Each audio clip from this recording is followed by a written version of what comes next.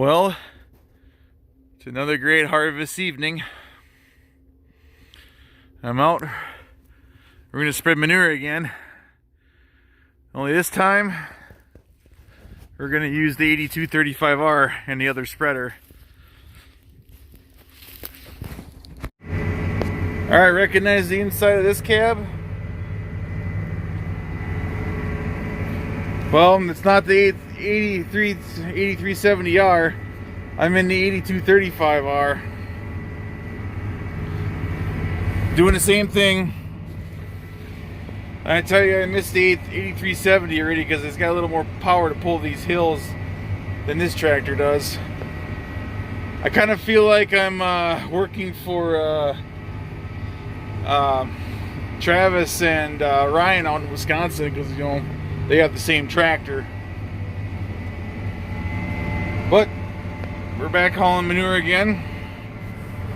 So what happened with the other tractor is, I mean, the spreader was still, the variable rate computer was still kind of fucked up. So the company that built the spreader came out today and took it. They're gonna work on it. I guess it's kind of a, I guess these guys are kind of doing a little R&D work for the spreader company.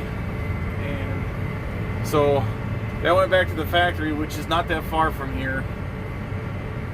For those of you who don't know, that the R-Tech spreaders are made in Redwood Falls, Minnesota, so that's another thumbs up for Minnesota. Good spreaders. So that's why I'm in the 8235R, spreading by myself instead of going with another guy here, you know, running two spreaders, trying to get some shit done. Because they're actually in the forecast is snow flurries tonight. I know the guys down south in Iowa and over to Wisconsin, them guys got hit with some snow. I see a bunch of Snapchats from my farmer friends from down there. And sucks to be them guys. I'm glad it's not here, because otherwise I probably wouldn't be able to do this kind of stuff. But I know it's coming eventually. I don't want it to snow and I don't want it to freeze yet, because, you know, I'm in the construction business now for my full-time job to pay the bills. So I need to be need the ground to stay unthawed for a while, but, you know, we're at that point where the ground could freeze at any time. Another thing that I'm missing about the 8370R versus this thing is that the 8375, of course, is the bigger tractor. Horsepower wise, it's also a heavier tractor. When this spreader back here is full, the front end of this tractor here gets a little light, so you got to use the brakes for turning. But, you know, once you get going here and the weight starts shifting toward the back there, and, you know, to lift up on the tongue, lift up a little more on the tongue, kind of force the front end of the tractor down a little bit, because this thing has got the, I don't know if you can see that down, it's got the hammer strap drawbar on it. So, and it won't be so bad. But if you go too fast and you get all your weight on the back end, it rides rougher and shit. So on this spreader, the variable rate is working. So you can kind of see on the graph there the color changes for the different rates. I'm not going to get into too detail on it. Well, this tractor's even got the suspension on it, which I love. This suspension, it works really, really nice in the field.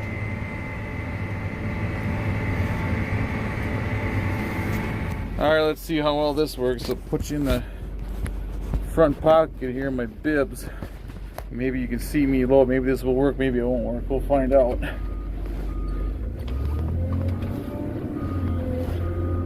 Since all I got with me is my phone, I didn't bring the GoPro with or anything. Let's see how well this works. It might not work at all.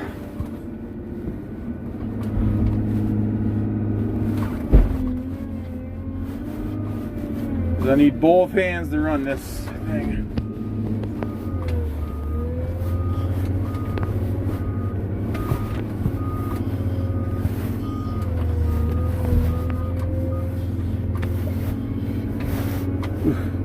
It's just as rough over here.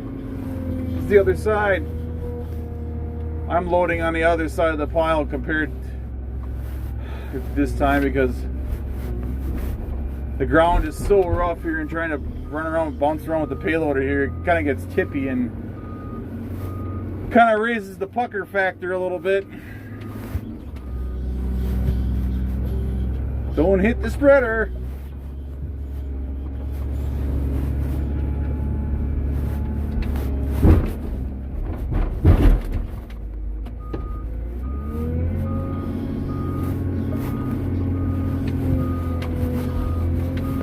right, we gotta get rid of that piece over there.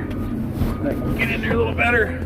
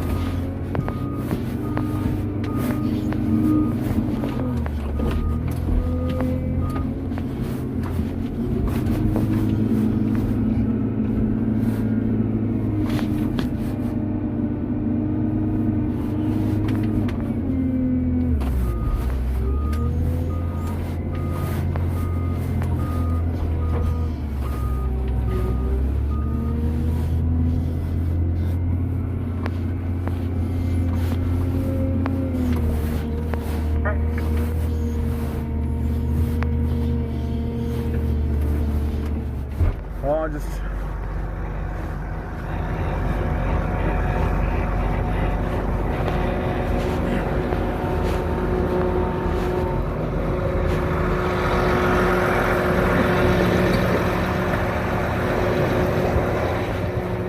ugh. All right. I wonder how that turned out.